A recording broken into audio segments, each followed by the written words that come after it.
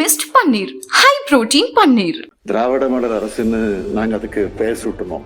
இது ஒரு கட்சியின் அரசு அல்ல, இனத்தின் அரசுன்னு குறிப்பிட்டேன். அதற்கு அடையாளமாக இந்த விழா நடைபெற்றுக் கொண்டிருக்கிறது.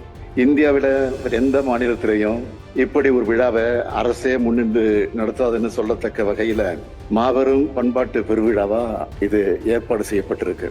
ஆரியமும் சமஸ்கிருதமும் தான் இந்தியாவின் மூலம்னு கற்பனைய வரலாறா அதுக்கு முடனும் பலரும் சொல்லிக்கிட்டு வந்தாங்க. அதை மாத்தினது ஜான் மார்ஷல் அவருடைய ஆய்வுகள் தான். சிந்துவெளி பற்றி ஜான் மார்ஷல் அவர்கள் தன்னுடைய கண்டுபிடிப்பை வெளியிட்டதுமே தந்தை பெரியார் அவர்கள் தன்னுடைய விடுதலை நாளிதழில் அதை பற்றி கட்டுரைகளை வெளியிட்டிருக்கிறார், பேசியும் இருக்கிறார். தமிழ் பண்பாட்டை பேணி பாதுகாப்பதுதான் தமிழ்நாடு அரசினுடைய தலையாய கடமைன்னு உலகுக்கு உணர்த்துகிற வகையில 3 முக்கியமான அறிவிப்புகளை மிகுந்த மகிழ்ச்சியோடு நான் வெளியிட விரும்புகிறேன். குறைந்த விலை, நிறைந்த தரம், தங்கள் தேவைகள் அனைத்தும் ஒரே இடத்தில். ஜெயச்சந்திரன். 2021ஆம் ஆண்டு நம்முடைய அரசு அமைஞ்சதும் திராவிட மாடல் அரசுன்னு நாங்க அதுக்கு பெயர் சூட்டணும். இது ஒரு கட்சியின் அரசு அல்ல, இனத்தின் அரசுன்னு குறிப்பிட்டேன். அதற்கு அடையாளமாக இந்த விழா நடைபெற்றுக் கொண்டிருக்கிறது. இன வரலாற்றை ஆய்வு கண்ணோட்டத்தோட பார்க்கிற முதிர்ச்சியோட அறிவு செயல்பாடா இந்த கருத்தரங்கம் நடக்குது. சிந்துவெளி பண்பாட்டு கண்டுபிடிப்பு 100ஆண்டு நிறைவு விழாவை நாம இப்போ கொண்டாடி இருக்கோம். இந்தியாவில எந்த மாநிலத்திலையும் இப்படி ஒரு விழாவை அரசே முன்னின்று நடத்தாதுன்னு சொல்லத்தக்க வகையில மாபெரும் பண்பாட்டு பெருவிழாவா இது ஏற்பாடு செய்யப்பட்டிருக்கு. இந்திய துணைக்கண்ட வரலாற்றுல நமக்கான இடத்தை நிலைநிறுத்துவதுதான் நம்முடைய நோக்கம். வரலாறும் பண்பாடும் தொல்லியலும் தொலைநோக்கு பார்வை கொண்ட இந்த விழாவை ஏற்பாடு செஞ்சிருக்கக்கூடிய மாண்புமிகு நிதி மற்றும் தொல்லியல் துறை அமைச்சர் தங்கம் தென்னரசு அவர்களுக்கும், மாண்புமிகு நிதித்துறை முதன்மை செயலாளர் மற்றும் தொல்லியல் ஆணையர் உதயச்சந்திரன் அவர்களுக்கும் என்னுடைய மனமார்ந்த பாராட்டுகளை, நன்றியை நான் தெரிவித்துக் கொள்ள விரும்புகிறேன். 2 பேருமே தொல்லியல் ஆர்வலர்கள். இப்ப கேட்டாலும் இந்த மேடையில மணிக்கணக்கில் சிந்துவெளியை பத்தி பேசக்கூடியவங்க. இவங்க இந்த துறைக்கு கிடைச்சிருக்கிறது இந்த துறைக்கு மட்டுமல்ல, தமிழ்நாட்டுக்கே பெருமை கிடைச்சிருக்கு. சிந்துவெளி பண்பாட்டு கண்டுபிடிப்பு 100ஆண்டு விழாவை கொண்டாட தமிழ்நாடு அரசு தொல்லியல் துறையும் ரோஜா முத்தையா ஆராய்ச்சி நூலகத்தினுடைய சிந்துவெளி ஆய்வு மையமும் இணைஞ்சு இந்த பன்னாட்டு கருத்தரங்கம் ஏற்பாடு செஞ்சிருக்கோம். இது நம்முடைய அரசுடைய கடமை.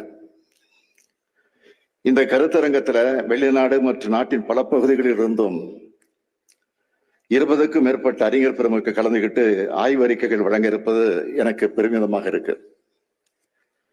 சிந்துவெளி நாகரிகம் முதலில் 1924ஆம் ஆண்டு செப்டம்பர் 20ஆம் நாள் அன்று உலகுக்கு அறிவிக்கப்பட்டுச்சு. தி இல்லஸ்ட்ரேட்டட் லண்டன் நியூஸ் என்ற இதழில் இந்திய தொல்லியல் துறை director general sir John Marshall அதை அறிவித்தார்.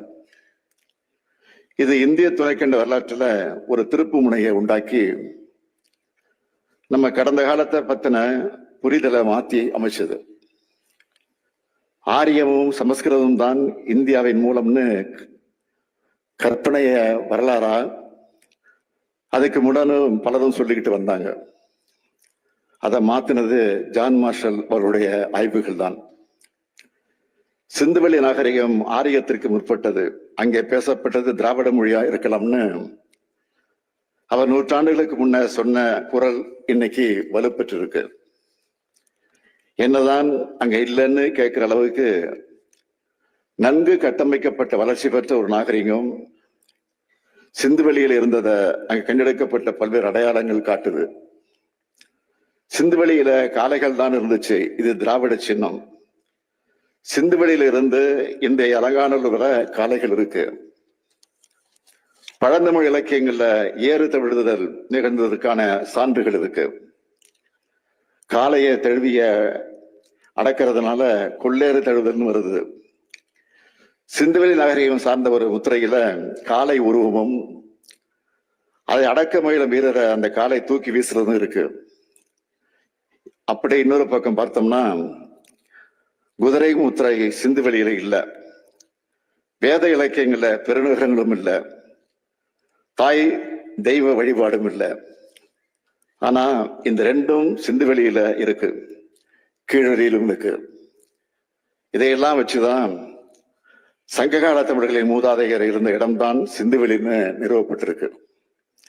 சிந்துவெளி பற்றி ஜான் மார்ஷல் அவர்கள் தன்னுடைய கண்டுபிடிப்பை வெளியிட்டதுமே தந்தை பெரியார் அவர்கள் தன்னுடைய விடுதலை நாளிதழில் அதை பற்றி கட்டுரைகளை வெளியிட்டிருக்கிறார், பேசியும் இருக்கிறார்.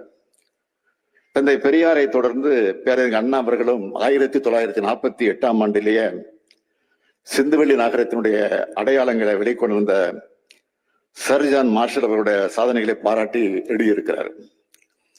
2010ஆம் ஆண்டு கோவை தமிழ் செம்மொழி மாநாட்டை வெற்றிகரமாக நடத்தின முத்தமிழறிஞர் கலைஞர் அவர்கள் செம்மொழி மாநாட்டு இலட்சியணியில குமரி வள்ளுவர் சில பிறப்புக்கும் எல்லா உயிருக்கும் என்ற குரல் வரியோடு சேர்த்து சிந்துவெளி முத்திரையும் பதிவிட்டார்.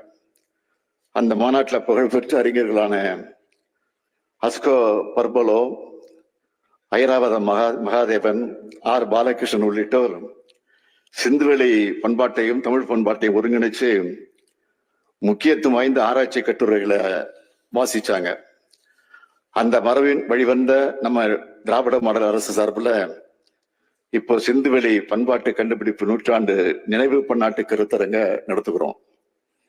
சிந்துவெளி வரி வடிவங்களும் தமிழ்நாட்டு குறியீடுகளும் ஒரு வடிவியல் ஆய்வு என்ற நூலையும் இங்கே வெளியிட்டிருக்கிறேன். இதுக்கெல்லாம் முத்தாய்ப்பாக ஜான் மார்ஷல் அவர்கள் சிலைக்கு அடிக்கல் நாட்டியிருக்கிறேன். சிந்துவெளி பண்பாட்டை கண்டுபிடிச்சது மூலமா நம்ம வரலாற்றையும் பெருமையும் மீட்டவர் ஜான் மார்ஷல். அவரை சிறப்பிக்கிறது தமிழ்நாடு அரசுக்கு பெருமை.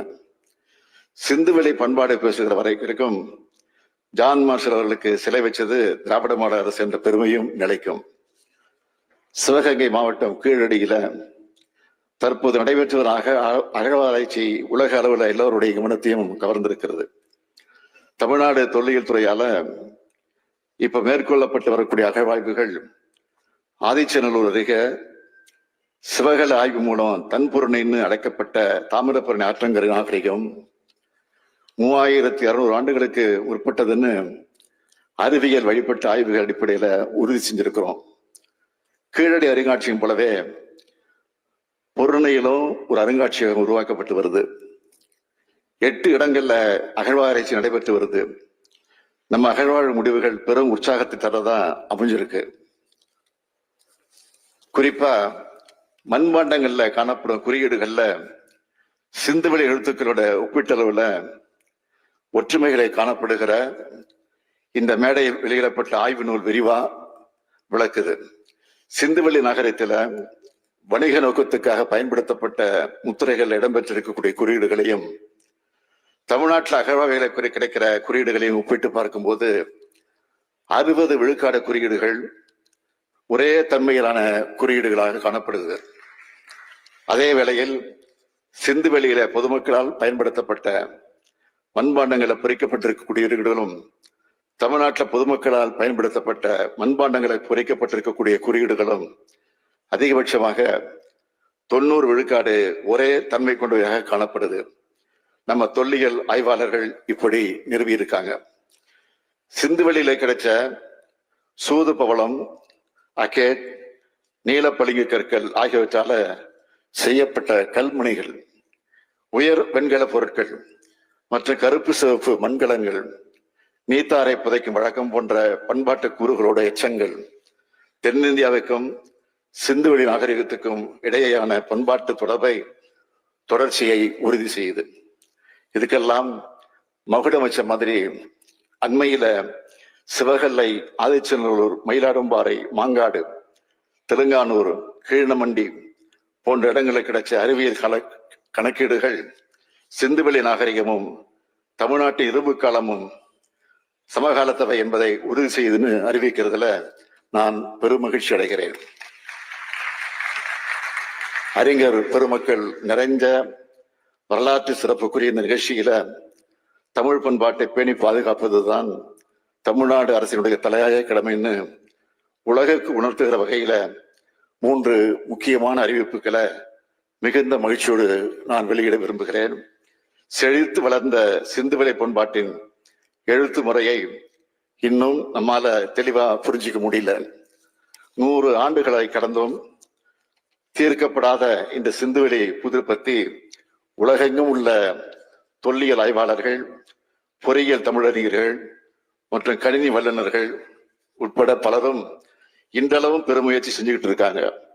அந்த முயற்சிகளை ஊக்கப்படுத்துகிற வகையில சிந்துவெளி புதிருக்கான உரிய விடையை கண்டுபிடிச்சு சிந்துவெளி எழுத்து முறையை தெளிவா புரிஞ்சிக்க உதவும் வழிவகையை தொல்லியல் அறிஞர்கள் இருக்கும்படி வெளிக்கொணரும் நபர்கள் அல்லது அமைப்புக்கு 1 மில்லியன் அமெரிக்க டாலர் பரிசாக வழங்கப்படும் என்ற முத்தான முதல் அறிவிப்பு.